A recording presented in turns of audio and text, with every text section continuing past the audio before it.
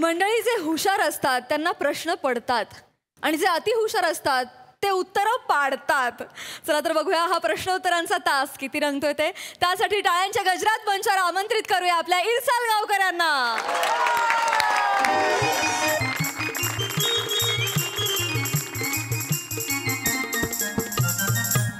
देवा, नवीन वर्ष आलेलं आहे. लोकांना प्रेमाचं महत्व कळू दे. माझ्याही प्रेमाचं महत्व कळू दे. कुणीतरी पाठव आयुष्यात. किती काळ मी असा एकटाच गच्चीवर बसून चांदड्या पाहणार. देवा, सगळ्यांना सत्सक विवेकबुद्धी देच, त्याचसोबत सद्बुद्धी सुद्धा दे. आणि हे ज्ञानार्जनाची जी सवय आहे ती लोकांमध्ये वृद्धिंगत होऊ दे. हो मास्तर, नको काय कशाला नको म्हटलं तरी नको बाबा, काहीतरी करत असते ती. नाही तो वो ए काय रे, कुठं आहो, कुठं आहे, कुठं ए बाळांनो, ए वरती आहे इथे. वर आहे? वर बोलवली नाही. वर आहे. बॅटरी दाखव ना इकडे. बसा बसा बसा. या. ये बस. इथे ठेव. सवय सवय. बस रे इथे. ए इथे बस रे. बोला रे, काय झालं? मास्तर तू बसा. मी बसतो मागे. मला काय नाकेवर सवय आहे. सांगा, काय काम काढलं? मास्तरांनो, शाळेत असताना आम्हाला 100% बाई शिकवायला होत्या. इथं तील होता त्यांच्या.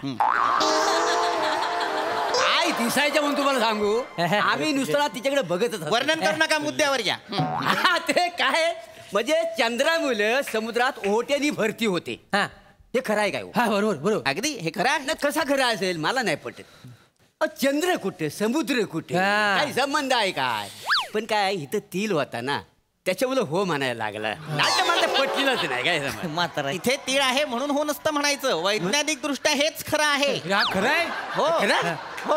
असं काय असतं, चंद्राच्या गुरुत्वाकर्षणामुळे आणि परिवलनामुळे भरती ओहोटी येत राहते. होय काय? त्यामुळे पृथ्वीच्या फिरण्याला, पृथ्वीभोवती चंद्राच्या फिरण्याला अर्थ आहे. होय काय?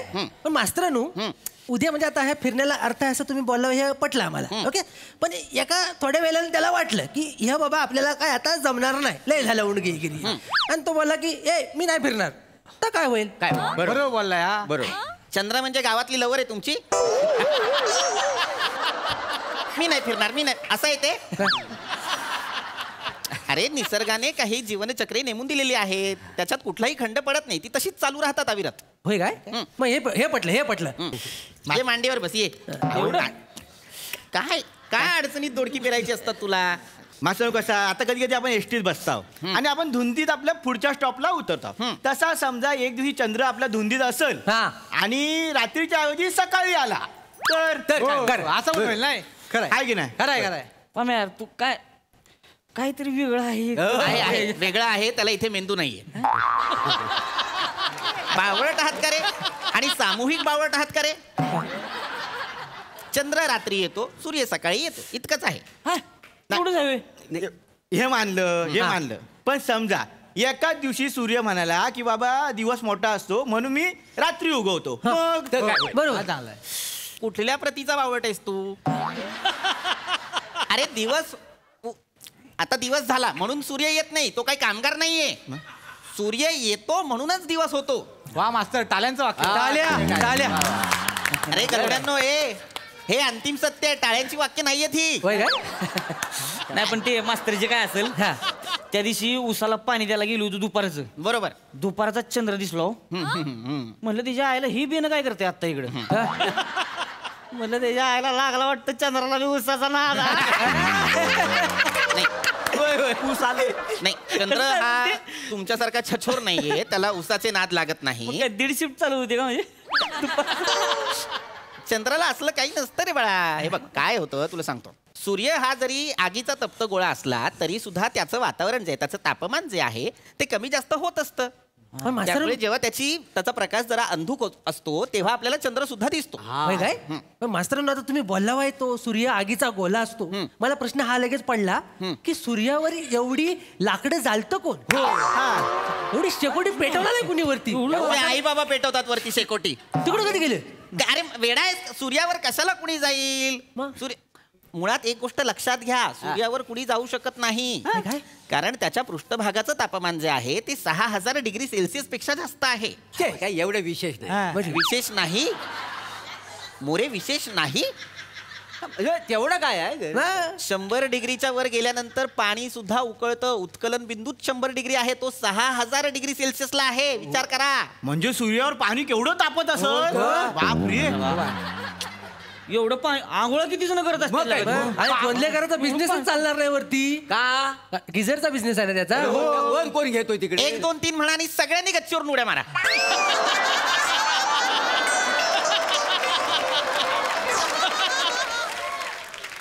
काय अक्कल लावताय रे तुम्ही? तिथे नाहीच जाऊ शकत कुणी. गिझरचा व्यवसाय का करेल तो कोणी आहे तो तिथे जाऊन? बरं मी काय म्हणतो मास्तरानो, म्हणजे रात्रीचा थंड होत असेल ना, म्हणजे संध्याकाळी मावलतो म्हणून. सूर्यावर कसा मावळेल? कुठले लॉजिक सांडलेले आहेत तुम्ही आज? मास्तरांनी ही सगळ्या जुन्या लोकांनी लपडी करून ठेवलं. एकत्र लावायचा सगळा मग मस्त झाला. नियोजनच केलेलं ना. गणपतीचं डेकोरेशन आहे तुझ्या घरातलं, चायनीज लाइटिंग आहे ती एकत्र लावायला. खोबडावीन मी तुला. मुळात तिथे जाऊ नाही शकत कुणी, हेच सांगतोय. तिथे मानवी आयुष्य नाहीये. असं कसं लगा? कुठतरी असलच की कोणतरी असेल की. मग ते माझा लगा 6 एकर ऊस आहे. वाईस कुठं काय सळसळलं मी सांगू शकतो कोण होतं तिथे. माझं गणितच वेगळं आहे. तिकडं कसं कळणार नाही कोण नाही म्हणून. विश्वाचा पसारा म्हणजे तू लावलेलं शेत आहे का रे? मला मान्य आहे की कुठेतरी कुणीतरी असू शकतं, मान्य आहे. पण काय शास्त्रज्ञांच्या अनेक पिढ्या गेल्या ते शोधण्यात. तू 6 एकर ऊसावर सगळं गप्प बस. 6 एकर ऊस लावलाय म्हणून. लक्षात घ्या, खगोलशास्त्र हा एक फार वेगळा विषय आहे. त्याच्याबद्दल आपण नंतर बोलू. ही जी अख्खी सौरमाला आहे, 8 ग्रह आहेत की नाही आपले. आता आपण रस्सीवर कसे कपडे वाळत घालतो, अगदी तशीच नाही, पण त्याच रचनेत काही अंतराने हे ग्रह आहेत. लक्षात घ्या. चिमटे लावलेत काय त्यांना? थोडा मी तुला कपडे वाळत घालतो म्हणजे ग्रह वाळत नाही घातलेत कुठे. एवढंच लक्षात घ्या की बाबा इथे सौरमालेत वेगवेगळे ग्रह आहेत.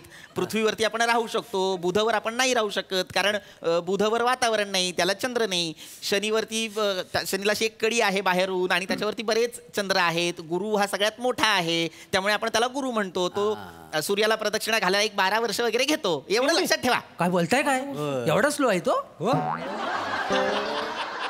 12 वर्ष होईल. 12 वर्ष मग लय झाली. तुमच्या आलेलं आहे ना लक्षात? हा, तेवढं लक्षात ठेवा. कळलं? पण मास्तरानो काय तुम्हाला नॉलेज आहे? या हुशार आहो तुम्ही. म्हणजे पूर्ण तुम्ही वेळ तुमचा वाचनातच घालवतो काय? बऱ्यापैकी. पण मी काय म्हणतो, एवढं ज्ञान काय उपयोगाचं मला सांगा. आता मी शिकलो नाही तरी मला 2 पोरं आहेत. बरोबर. तुमचं अजून लग्न पण झालेलं नाही आहे. त्याचा काय संबंध इथे? तुमच्या 2 मुलांचा काय संबंध इथे? या विश्वाच्या पसाऱ्यात तुमची 2 मुलं म्हणजे केळ्याची 2 सालं आहेत. लक्षात ठेवा. केळीची साल्यात म्हणजे पोरं? तुम्हाला सतत माझ्या लग्नावर येऊ नका. मी स्वेच्छेने अविवाहित आहे. लक्षात घ्या. नाही, स्वच्छते करा नाही तर कसं करा. मुलात कसं आहे, आपलं आयुष्य कशाला ताणायचा, फुकट कशाला घालवायचा. मास्तरांचा आहे की नाही गुरु सारखं आहे. गुरु लय स्लो कामकाज आहे. खरं आहे. नाही मास्तरांचं बुधासारखं आहे. वातावरण नाही त्यामुळे वस्तीच नाही.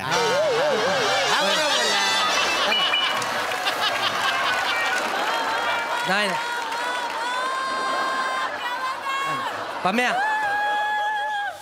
मला तर वाटतं चंद्रच नाही त्यामुळे भरती पण येत नसेल. आता इथून निघा. सतत माझ्या लग्नाबद्दल बोलू नका, माझ्या अविवाहित असण्याबद्दल बोलू नका.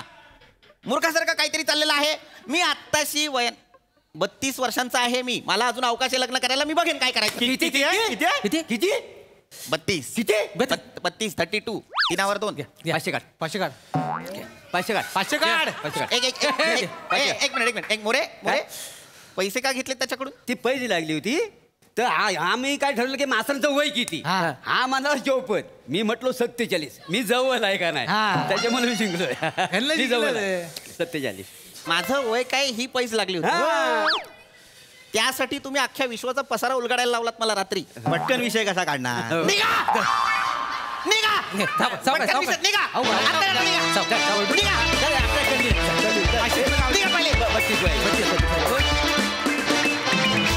क्या बात है, हिलेरियस परफॉर्मेंस. वा वा वा वा वा, मजा आ गया. प्रसाद दा काय म्हणाल?